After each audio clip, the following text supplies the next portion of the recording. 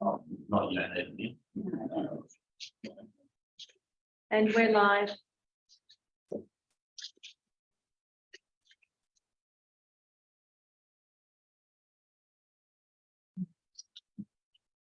Welcome everyone to our we are at my first council general meeting for November. I'd like to welcome the gallery. Thank you for coming, and also like to welcome all those who are watching online. Please be upstanding for acknowledgement to the country and prayer. I would like to acknowledge that we are meeting on the Jarrah land of the Jaja Wurrung people. We acknowledge their forebears are the traditional owners of the land and have been for many thousands of years, where the Jaja Wurrung have performed age-old ceremonies, initiation and renewal. We acknowledge their living culture and their unique role in the life of this region. Almighty God, we ask you to be present in this council, direct and guide our deliberations. We ask you to grant us wisdom and sensitivity as we deal with the busyness of Central Goldfields Shire. May each decision that we make advance the well-being of all our residents. This we pray. Amen.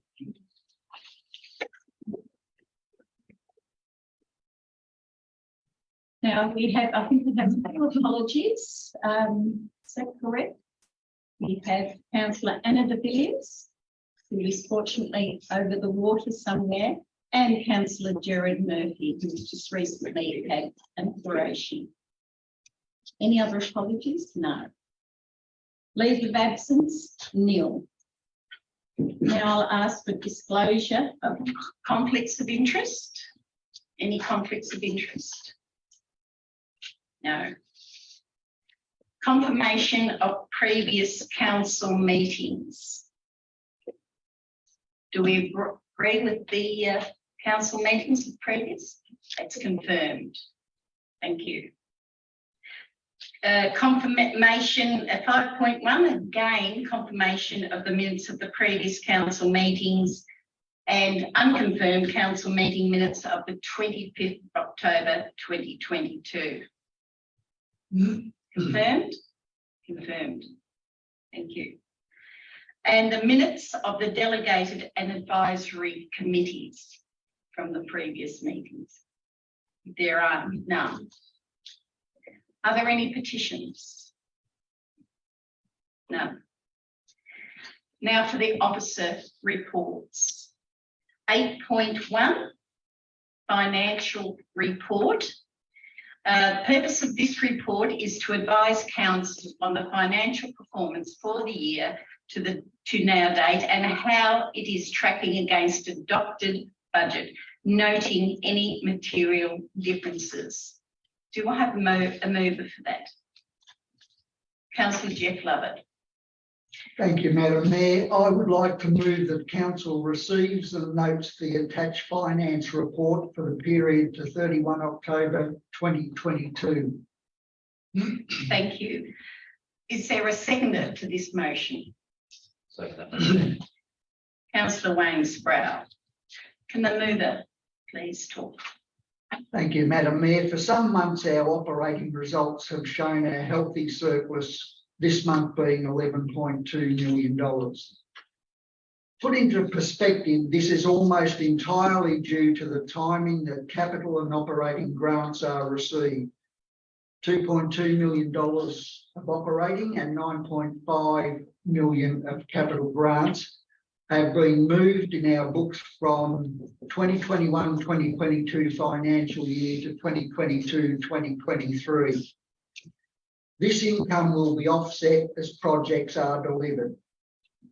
Finance currently are consulting with all departments to discuss forecast revenue and expenditure for the period January to June 2023, and this will be compared against the current budget.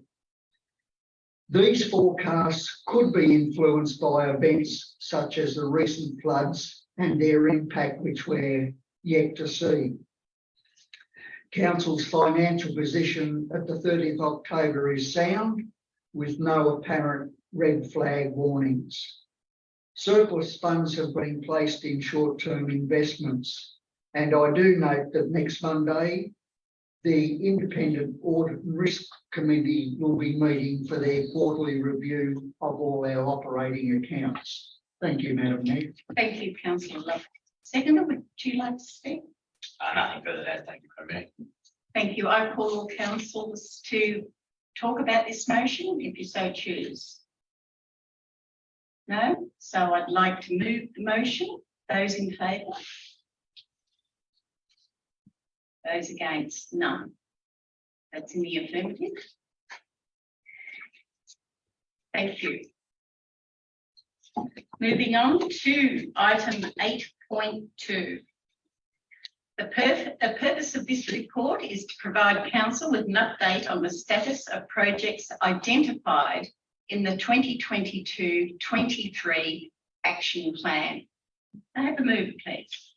Madam Mayor, I would like to move the motion, please, that council note as detailed in the report an update on the status of the projects identified in the 2022-23 action plan. Thank you, Councillor Meadows-Taylor, and I find that very difficult to say. Could I ask for someone to second that motion, please? Councillor Elizabeth Long. Councillor Meadows-Taylor, would you like to speak? Thank you, Madam Mayor. There is a wise saying that in business, stick to the knitting. If only that were possible for local government, it would make life a lot easier. But of course, it's not possible, because we have over 40 service areas and something like 130 actions that come from those service areas. Why do we have those? Because we provide cradle to grave services for our community, services that are needed and wanted and expected.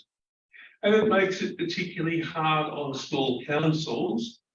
In larger councils have teams of people in each service area. They can.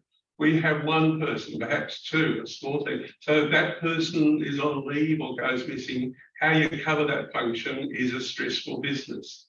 But we have to do that, and we do that. And what this report shows is the progress that we make in 132 items that we actually have, that we're actually progressing. Probably far too many, but what drops off? Realistically, we need to do them all. So we do them all, and our staff work incredibly hard, probably harder than they should in a lot of cases, because we have to provide those services to the community, because our community need those services. So this really shows just the breadth also of what we do. I mean, it identifies that that 17 actions focused on advocacy and 150 new and ongoing initiatives. They cover projects, they cover services. The breadth is not only in those cradle to grave services and activities, but again, the range of those, starting with the advocacy, trying to get the funding, the support to make good things happen, to the actual development, to the delivery, to the ongoing management, to the review and the monitoring and evaluation. We do it all, our officers do it all. This is a fantastic achievement. It's part of continued life that we have to do, but it reflects so well on the CEO and the staff. Quite simply, without the delivery of these things, our council activities would be meaningless. So this is where the rubber hits the road, and it is indeed my delight to move that we note the very fine progress that this report details and the status of those projects that make such a difference in our community. Thank you, Madam Mayor. Thank you, Councillor Taylor. Councillor Long, would you like to speak? Yes, thank you, through the Mayor. I'm always in awe how many projects we've got on the go at once, and I get a real buzz out of seeing them go from, you know, the start to then ultimately the green light. So I'd like to congratulate Ms. Roffey and her staff for keeping us on track. Thank you. Thank you, Councillor Long. Would any other councillor like to speak to this motion? No. Well, I'll put the motion. All in favour? Affirmative. Thank you. Item 8.3. Planning permit 042-2262 Golden Wattle Drive, development of 6 dwellings, reduction of car parking and 6 lot subdivisions at 62 Golden Wattle Drive, Maryborough. Purpose of this is to the report is to seek council's determination for planning permit application, as I outlined at the beginning, for the development of the land for 6 dwellings. Do we have a mover for this item? Madam Mayor. Councillor Wayne Sproul. Thank you, Madam Mayor. I move that council, having caused notice of planning permit application number 024/22 to be given under section 52 of the Planning Environment Act 1987 and the Central Goldfields planning scheme, having considered all the matters generally required, resolves to grant a planning permit and issue a notice of decision to grant a permit in respect of planning permit application number 024/22 for the land known and described as 62 Golden Wattle Drive, Maryborough, the development of the land for 6 dwellings with associated works, reduction of car parking, and a 6 lot subdivision with creation of common property subject to the following conditions listed in the report. Thank you, Councillor Sproul. Seconder, Councillor Jeff Lovett. Would you like to speak to it? Oh, would you like to speak further to it? Certainly, Madam Mayor. We're in a position to take advantage of residential development and we need to. We know that from community feedback and work on a residential strategy that housing stock is in high demand. This is a good example of maximising a residential housing block to provide a modern housing development. Generally, there will be no issues with signing off on this as it seems a well thought out and professional application. However, this application did receive some objections. These planning issues can be difficult at times and sometimes have emotion involved. It's part of our job to sift through the information and make a decision based on fact, and that in itself isn't easier than it seems. I met with the objectors to discuss their concerns and thank them for their time. I've carefully considered their concerns and have spent a fair bit of time thinking about this one and where I find myself contradicting myself on multiple occasions. Yes, we want development and housing growth as they bring many positives to the community, but we also want to protect our residents from some of the disadvantages of development, which tend to be more individual. This is where mediation can be a great help, but it doesn't always resolve all of the concerns. In this instance, some of the concerns have been addressed and I feel the response has been adequate, but with others, I'm in a constant battle with my own thoughts. Let's take the fence, for instance. The plan has garage walls of some of the residents on the boundary line, so the fence between the 2 properties would intermittently change from colour bond to brick. The objector wishes for the buildings to be set off the boundary and have a continuous colour bond fence. To be honest, I actually don't think that's a massive request, but the response from the developer was that this project is only just financially viable, and as it is, any further changes would put the project at risk.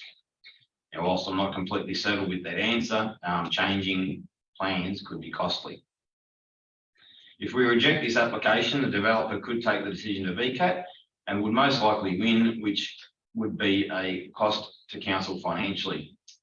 This issue is one we're not alone on.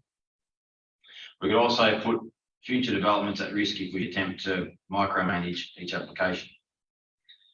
Ultimately, the application meets the criteria of our planning department, and they've made many attempts to resolve the issues between the 2 parties. Whilst the end result may not please everyone, we need to vote on the facts before us, and as previously stated, the application meets the current planning guidelines, and I support the officer's recommendations in this instance. Thank you, Councillor Sproul. Is there any councillor wishes to speak against the motion?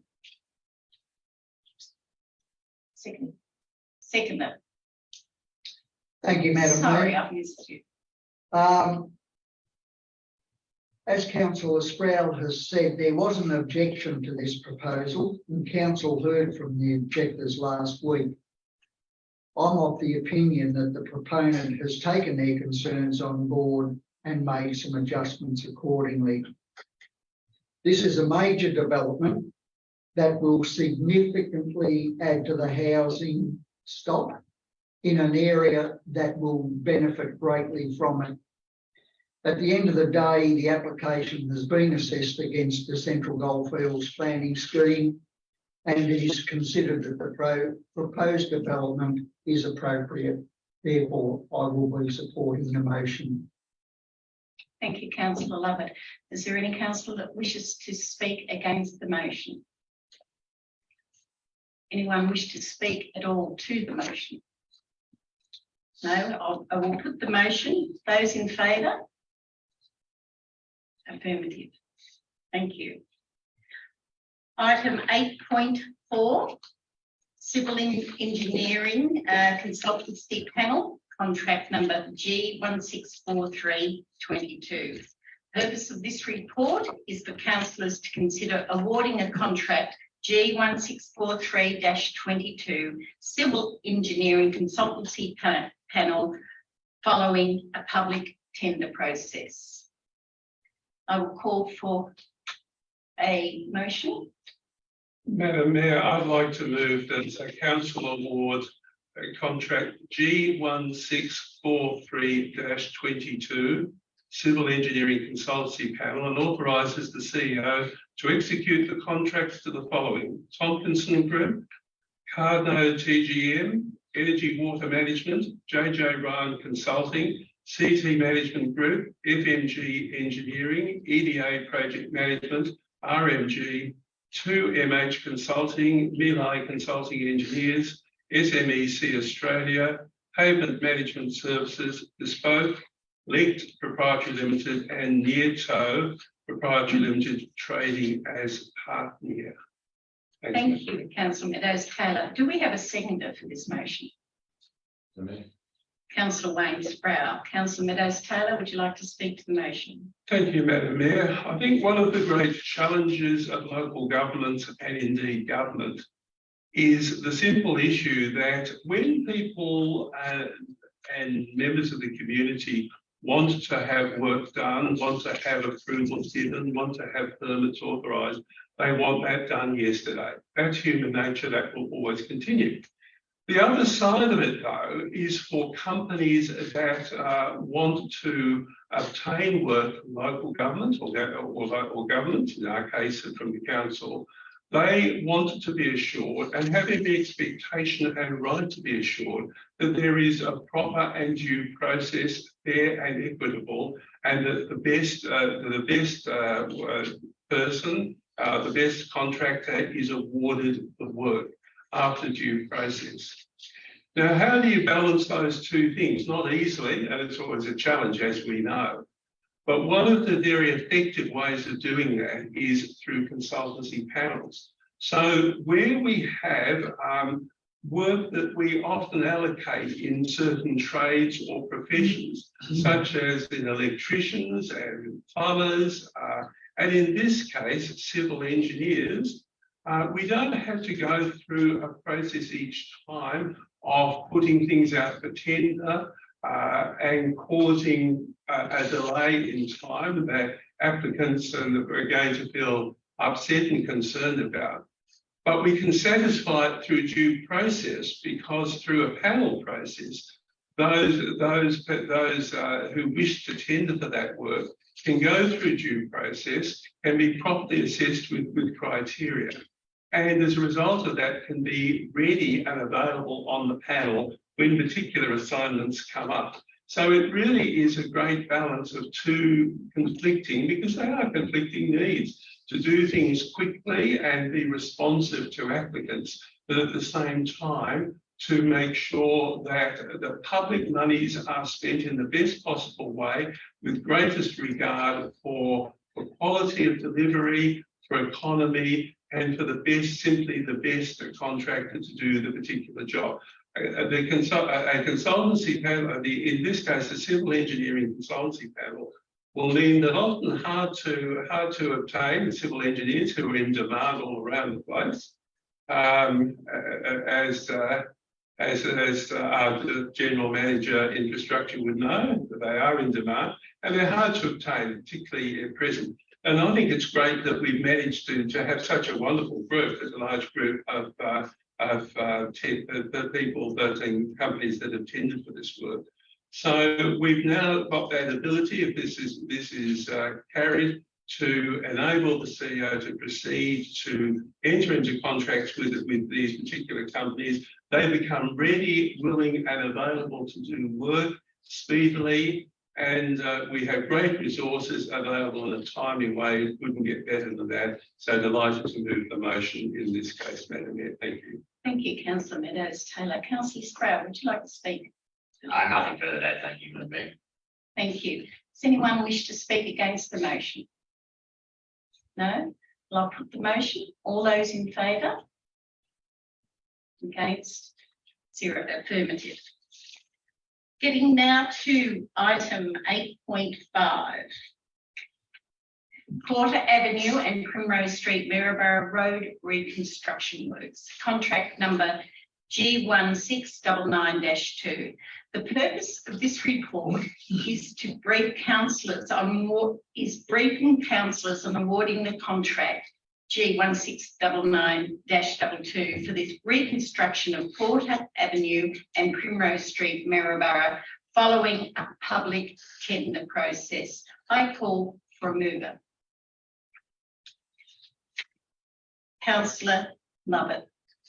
Thank you, Madam Mayor. I would like to move that council award Doran Earth Moving Proprietary Limited the contract G1699-22 for the reconstruction of Porter Avenue and Primrose Street, Maryborough, for the lump sum of $1,130,406 ex-GST, and council authorises the CEO to execute the contract.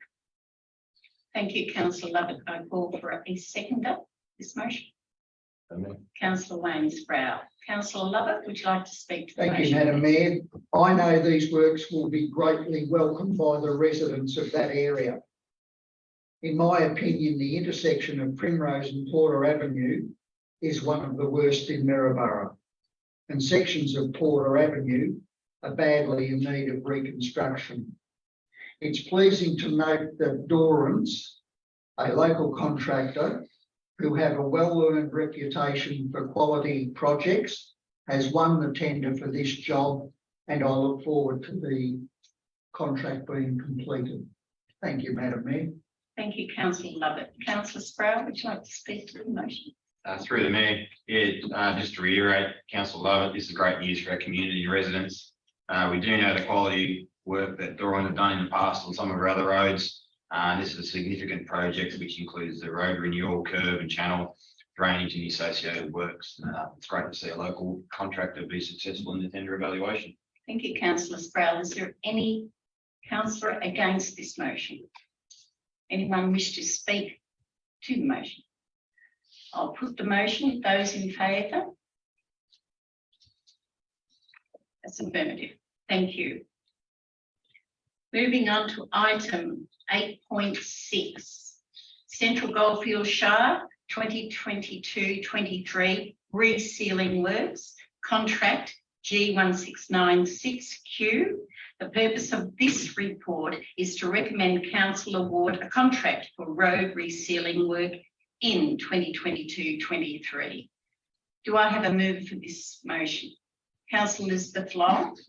Thank you. Through the Mayor, I'd like to move the motion that council award Fulton Hogan Proprietary Limited the 2022-23 sealing program for the lump sum of $1,010,744.01 excluding GST, and council authorises the CEO to execute the contract. Thank you, Councillor Long. Do we have a seconder for this motion? Councillor Jeff Lovett. Councillor Long, would you like to speak to the motion? Thank you. Through the Mayor. As a ward councillor in a rural shire, I find myself frequently travelling on our roads. Roads are one of those things that you don't really take much notice of unless they are bad. Dodging potholes and driving on surfaces that have cracks in them are unsafe, dangerous and no fun for anyone. The recent wet weather we've experienced of late has wreaked havoc on our local roads, as most will have noticed. And indeed, there are many kilometres. Central Goldfields Council manages 1,300 kilometres of roads, of which 39 are bitumen, 48 are gravel, and 13% are tracks. The provision of resealing works is guided by Council's current road management plan, which was adopted in April 2017, and every year Central Goldfields Shire Council allocates funding to keep them maintained. Interestingly, a sealed road is considered as two separate assets, the road pavement and the sealed surface. The sealed surface typically has a 15-year lifespan, whilst the pavement lasts 45 to 60 years, depending on how stable the ground conditions are. The list of roads to be resealed are determined from our asset management system, which prioritises reseals based on the condition data we have for all local roads. Hence, I'm happy to move the motion to award Fulton Hogan Proprietary Limited the 2023 sealing program. Thank you. Thank you, councillor Long. Seconder? Nothing to add, Madam Mayor. Thank you, councillor Lovett. I will put the motion. Those in favour of the motion? Thank you. Moved. Affirmative. Moving on to item 8.7. It's an update of instruments of delegation by council to staff. The purpose of this report is to recommend the council resolve to update a position title change from town planner to statutory planning, which must be reflected within the S6 instrument of delegation, under which council delegates its powers to council staff. Do we have a mover for this motion? Councillor Wayne Sproul. Thank you, Madam Mayor. I'd like to move in the exercise of the powers conferred by the legislation referred to in the attached instrument of delegation that Central Goldfields Shire Council resolves that 1, there be delegated to the members of council staff holding, acting in or performing the duties of the officers or positions referred to in the attached instrument of delegation to members of council staff the powers, duties and functions set out in that instrument, subject to the conditions and limitations specified in that instrument. 2, the instrument comes into force immediately upon council adopting the resolution. 3, on the coming into force of the instrument of all previous delegations by council to members of council staff other than the chief executive officer are revoked. The duties and functions set out in the instrument must be performed, and the powers set out in the instruments must be executed in accordance with any guidelines or policies of council that it may from time to time adopt. Thank you. Do we have a seconder for that motion? Councillor Jeff Lovett. Would you like to speak to the motion? Thank you, Madam Mayor. This is more of an administrative motion. As you mentioned earlier, the name change from town planner to statutory planning, so the document needed to be updated for that. And if anyone's interested in reading the 160 odd pages of delegations, the document outlines the powers given under delegation to various council staff. Thank you very much. Would you like to speak to that motion? Seconder? Thank you, Madam Mayor. I actually have read the instrument of delegation. This is a very important decision that we're making tonight. The Local Government Act make express provision for the appointment of delegates to act on behalf of council. And delegation of powers is essential to enable the day-to-day decisions to be made for the effective operation of the organisation. Instruments of delegation are the means by which council delegate many powers to its staff. If this were not so, councillors would be endlessly bogged down in the minutiae of the daily decisions required for the organisation to carry out its legislative responsibilities. And to demonstrate this, I've just looked at our agenda tonight. We've handled a building application for a major housing development in Maryborough. We've appointed a civil engineering consultancy panel for 12 months. We've issued a contract to rebuild Porter Avenue and Primrose Street in Maryborough. And we've also let a 12-month contract for sealing works throughout the Shire. So this is why it's important that council officers be given the powers to carry out and make these decisions on a daily basis. And I have to say, the delegations are not entered into lightly, but are carefully considered before we make our decision. This is a very important function that council does carry out. Thank you, I Madam totally Mayor. agree. Thank you, councillor Lovett. Is there anyone that wishes to speak to this motion? Councillor Meadows Taylor. Thanks, Madam Mayor. Just to add to the points that have been made by Councillor Sproul and Councillor Lovett, there's an old adage going back to my days about 1,000 years ago in the public service, Victoria, delegation is not abdication. And it really is important. It's the efficient way of doing things, but and there's a number of requirements here on the delegates that are part of the delegation in terms of whether delegation is exercised or not.